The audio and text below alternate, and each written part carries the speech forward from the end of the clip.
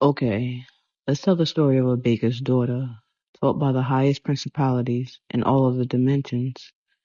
It was ancient times, even before Babylon, weird clothing and spicy foods. I was born in this specific lifetime as a part of the aristocracy, a very old bloodline I created millions of years ago. One day, walking down a dusty road in a small town square, I came across a young woman fumbling a crate of bread, cursing and wishing upon a star for another life. I have always been intuitive, and I saw all of her timelines and the possibilities as soon as I saw her standing in front of the stand. I knew she had the opportunity to do some good as well as some horrors, for her timelines were split 50-50, good or bad. The potential was great, and at that moment I made a choice to give her the opportunity of her existence. The bread almost fell to the ground, and I stepped forward to grab the bread mid-air before she fumbled the entire crate. Her father came from around the cart to yell at her, misstep, and I stood in front of her. Excuse me, but why isn't this woman in mentorship for her books? I knew for a fact that family might have struggled, and I knew this opportunity would change their lives for the better. At this time, though, you needed to reach an agreement with the patriarch of a family to take their progeny under your mentorship, no matter the age.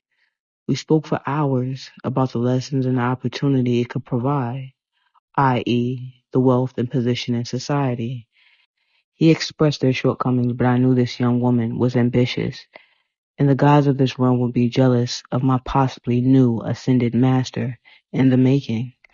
She wasn't a magician, and there was no power in her blood, but just like Lily, I knew she would outwork everyone who did. Being a seer had its perks, but I would gift her a bit of power to assist and be a representative of my priests and priestesses on earth.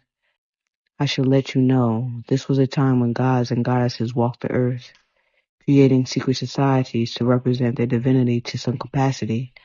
All of the deities of old would scour the earth looking for humans of their bloodline to represent them.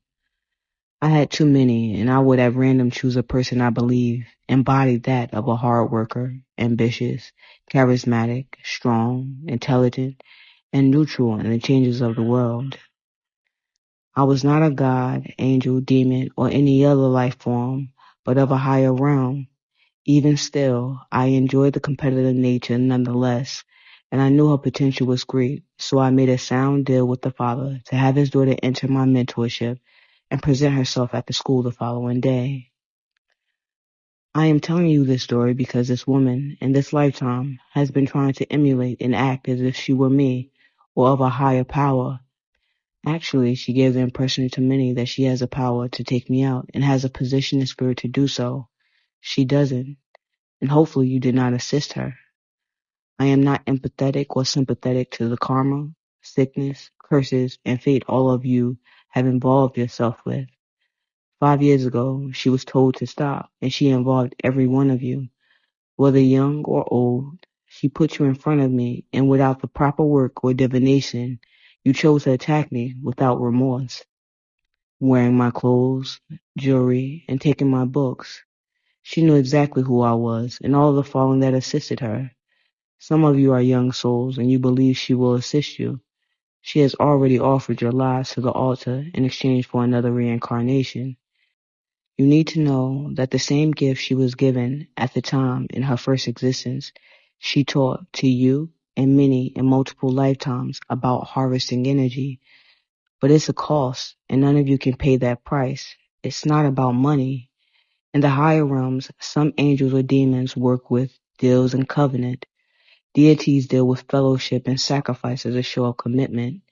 And other entities might desire tangible things or vessels to experience 3D moments. Me, your existence, your soul, and bloodline. When you make a deal or commitment with me, I gift your bloodline many advantages and protection, alongside gifts to give high positions in different dimensions and realms.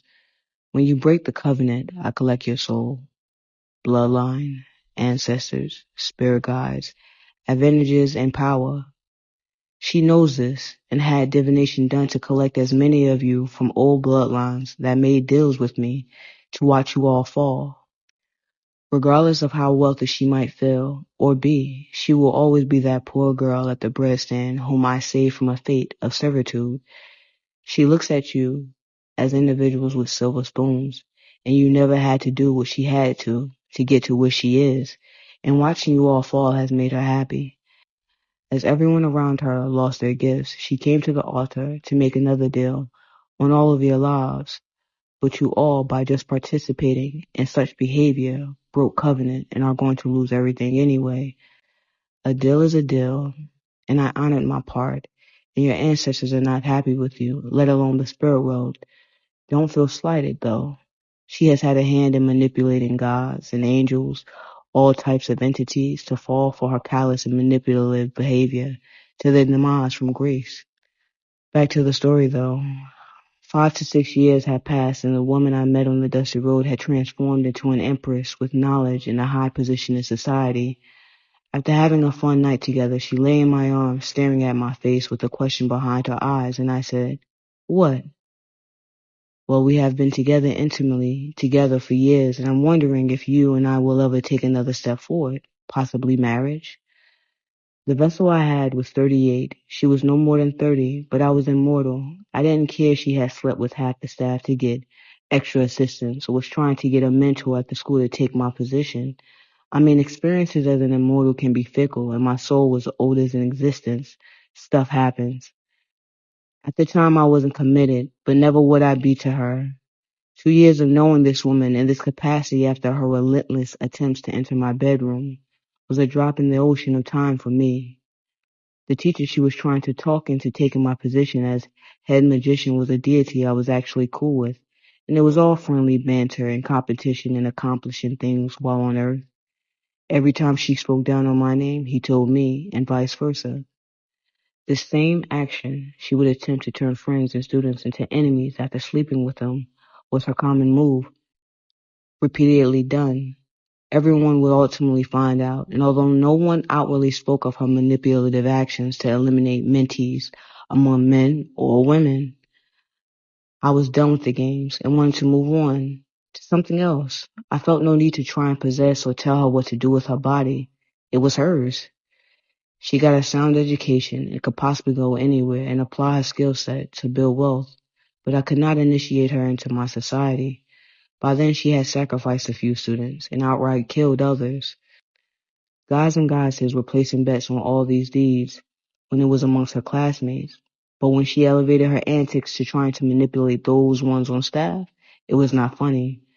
I had elevated her, and now I had to tell her to move on from the situation without initiation. I said, "How about this? Tonight at the initiation ball, wear the gown you have just commissioned, and we will see." She smiled, but it was calculated, cold, or both, and no later than an hour after leaving my staff room, I received a letter of her conspiring with others to make a mockery of the announcement and for her to marry the opposing teacher.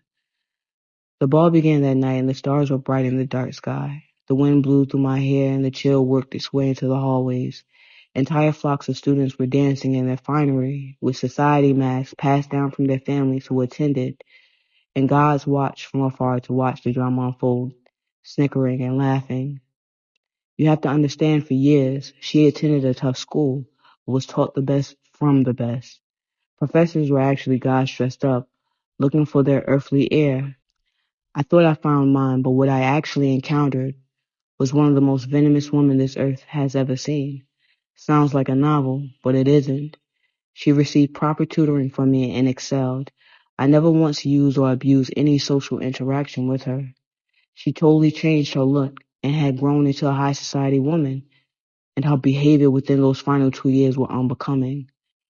The school castle was ornate, and as I walked the dance floor, the students spread. I spoke aloud. "Mentors, select your initiates." Gods flocked to the dance floor, approaching students, speaking quietly, and there she stood alone. The music stopped, and everyone looked around at their new family, gods to their earthly priests and priestesses. But alone she stood, with no mask, no mentor, and everyone began to point and laugh. She looked to the professor she thought was my enemy, hoping for a proposal, but he smiled and pointed his thumb down at her, and I stood front and center. I said, all the while staring at her, All without a mentor, collect your things and leave the castle. You have been deemed unworthy.